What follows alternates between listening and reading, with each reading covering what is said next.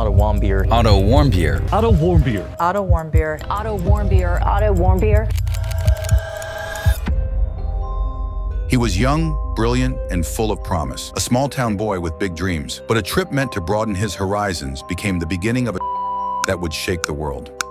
This is the story of Otto Warmbier, the American student who entered North Korea and never truly came back. Otto Frederick Warmbier was born on December 12, 1994, in Cincinnati, Ohio. He grew up in the quiet suburb of Wyoming, known for its close community and top-tier schools. Otto was the oldest of 3 children and a standout in every sense. Academically gifted, athletic, and deeply involved in student life. By the time he graduated high school, he was class salutatorian, prom king, and a well-loved member of his community. In 2013, Otto began studying at the University of Virginia. There he majored in economics and commerce while earning a place in the university's elite Jefferson Scholars Program. He was known for his wit, warmth, and intellectual curiosity. Otto wasn't just a thinker, he was a traveler. He had visited Israel, Ecuador, and more, always seeking to understand cultures beyond his own. It was this spirit of adventure that led him to book a 5-day New Year's tour of North Korea in December 2015 through a China-based company called Young Pioneer Tours. The trip, marketed as safe and guided, promised a rare look inside the Hermit Kingdom, a nation shrouded in secrecy. Otto arrived in Pyongyang with a small group of Western tourists. The visit included the usual controlled stops, museums, monuments, choreographed cultural performances, and even a public New Year's celebration. North Korean government minders followed them everywhere, but the trip seemed to go smoothly until the very last day. On January 2nd, 2016, as the group prepared to leave, Otto was suddenly stopped at the airport by North Korean authorities. No one knew why. The rest of the group was allowed to board the flight to Beijing, but Otto disappeared, detained without explanation. For nearly 3 weeks, his family received no news. Then the North Korean government released a statement. Otto had allegedly tried to steal a propaganda poster from a restricted floor in his hotel. They called it a hostile act against the state. It didn't make sense. The story, involving a church bribe and promises of a used car, sounded surreal. Surveillance footage was unclear. Was it a real crime, a misunderstanding, or a setup? In Ohio, his parents were devastated. In Washington, diplomats scrambled. What began as a student's curiosity was spiraling into a geopolitical nightmare.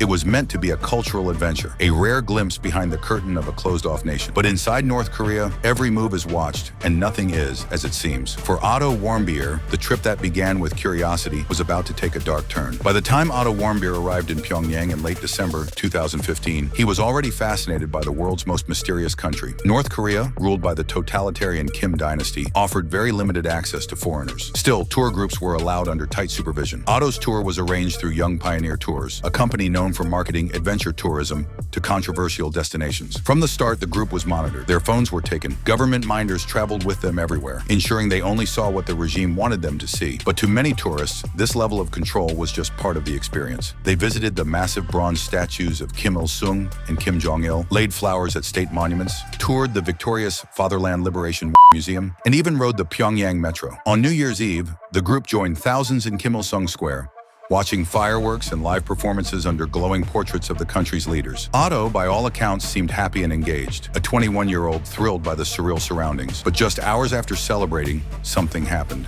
something still shrouded in mystery. On January 2nd, as the group prepared to leave, Otto was pulled aside at the airport by security agents. Without explanation, he was taken away. The rest of the group was told nothing. It wasn't until 3 weeks later that North Korea publicly announced his arrest. The charge? Otto had allegedly tried to steal a propaganda poster from the Yanggakdo International Hotel, specifically from a restricted staff-only floor. The poster reportedly praised the government or one of the Kims, materials considered sacred in North Korean society. According to officials, Otto had attempted to remove it to bring home as a souvenir, or, as they later claimed, to help a church friend back in Ohio. In return, they said, he had been promised a used car worth $10,000. The entire story sounded strange, like propaganda itself. They released surveillance footage showing a blurry figure, supposedly Otto, entering a hotel hallway. But the video didn't clearly show him taking anything. Despite doubts, North Korea treated it as a serious political offense, a hostile act against the regime. Back in the US, Otto's parents were in anguish. With no direct communication and only vague reports, they feared the worst. What Otto may not have realized,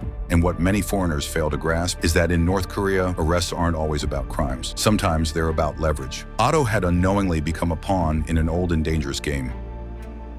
In North Korea, justice is not about facts, it's about obedience. And when Otto Warmbier stepped into their courtroom, the outcome had already been written. On March 16, 2016, Otto Warmbier reappeared on television, but not as the smiling student the world remembered. He stood in a courtroom in Pyongyang, surrounded by guards, sobbing uncontrollably. He confessed, publicly, tearfully, to stealing the propaganda poster, calling it the worst mistake of his life. His speech sounded rehearsed, unnatural. He claimed he had been manipulated by a member of his church and pressured by a secret society at the University of Virginia. The story made little sense, but the confession had one clear purpose: propaganda. It's widely believed Otto's confession was forced, extracted under extreme psychological pressure, or worse. North Korea's justice system is notorious for coerced confessions, show trials, and pre-decided verdicts. The goal is not truth, but control. At the end of his brief trial, Otto was sentenced to 15 years of hard labor. The courtroom gasped. He was just 21 years old. Back in the U.S., outrage erupted. Politicians condemned the sentence as grotesque. Otto's parents were crushed, but diplomatic options were limited. The U.S. had no embassy in North Korea and relied on Sweden to represent its interests. While North Korea claimed Otto would serve his time at a reform-through labor camp, no one knew exactly where he was or what conditions he was enduring. Given the country's track record, brutal prison camps, starvation, and the worst was feared. For the next 15 months, Otto disappeared. No calls, no letters, no visits, just silence. Then in June 2017, the silence was broken with devastating news. They said he was coming home, but no one could have imagined the condition he'd be in. After 532 days in North Korean captivity, Otto Warmbier returned to the United States, unable to speak, see, or respond. On June 13, 2017, Otto Warmbier arrived in Cincinnati, carried off a plane, eyes closed, body limp. North Korea claimed he had fallen into a coma after contracting botulism and taking a sleeping pill shortly after his sentencing in 2016. But American doctors found no signs of botulism. What they did find was chilling. Otto had suffered extensive brain damage. He showed no signs of awareness, response, or voluntary movement. His brain scans showed a pattern consistent with prolonged oxygen deprivation, possibly due to respiratory failure, cardiac arrest, or trauma. His parents were horrified. They said Otto's teeth looked as though they had been rearranged by pliers, his body bore scars, and he appeared to have been systematically. The North Koreans denied any abuse, blaming his condition on mysterious medical causes. 6 days later, on June 19, 2017, Otto Warmbier. He was 22 years old. The U.S. government swiftly condemned North Korea. President Donald Trump called Otto's treatment a total disgrace. Officials labeled it. Diplomats demanded accountability. But North Korea, as always, denied wrongdoing. Otto's triggered international outrage and renewed calls to end travel to North Korea. Within weeks, the U.S. government banned American citizens from visiting the country, citing the risk of detention and abuse. But for Otto's parents, the mission wasn't over. They wanted the world to know what had really happened, and they wanted someone to pay. Otto's story didn't end with his.